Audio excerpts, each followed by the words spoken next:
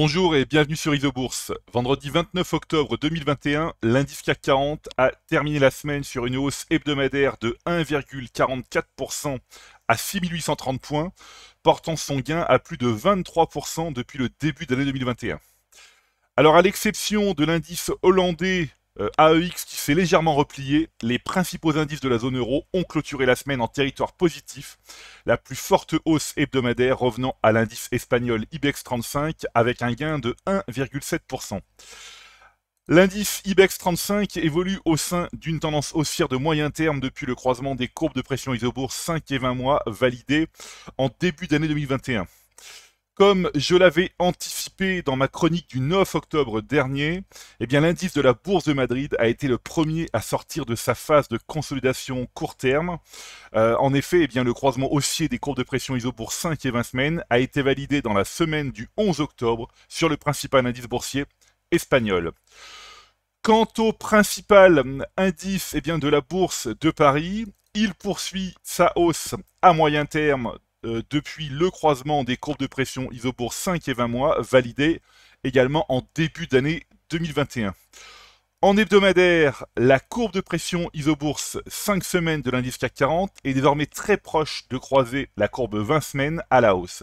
Alors s'il est validé, la semaine prochaine, cet événement technique sera le point final de la consolidation qui dure depuis plusieurs semaines et le point de départ d'une nouvelle accélération haussière à court terme. Dans l'ensemble, et comme je l'ai déjà indiqué dans mes précédentes chroniques, le modèle isobourse reste positif à moyen terme sur l'ensemble des indices de la zone euro, à l'image du consensus mensuel isobourse. À noter les signaux de renforcement validés en cette fin octobre 2021 sur plus de la moitié des indices de la zone euro. Alors passons maintenant aux actions de la zone euro. L'analyse des valeurs les plus échangées en zone euro montre que le consensus moyen terme poursuit sa progression dans le vert. Sur les plus de 200 valeurs qui composent la sélection, près de 60% d'entre elles évoluent toujours dans une phase haussière de moyen terme. En choisissant le filtre ici renforcé, nous pouvons sélectionner les valeurs qui demeurent bien orientées à moyen terme et dont la tendance se renforce, comme ici par exemple le constructeur automobile allemand. Alors le modèle isobourse est positif à moyen terme sur l'action du groupe automobile depuis le croisement haussier des courbes de pression isobourse 5 et 20 mois validé en septembre 2020. Le titre BMW progresse de 38% depuis le signal isobourse.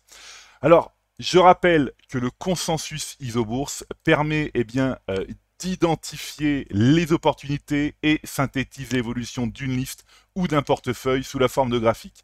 C'est un outil efficace qui permet d'identifier rapidement les valeurs intéressantes et celles qui demeurent dangereuses. Voilà, c'est maintenant à vous de faire le point de vos valeurs en portefeuille avec Isobourse. Je vous donne rendez-vous pour ma prochaine chronique et d'ici là, restez avec nous sur Isobourse.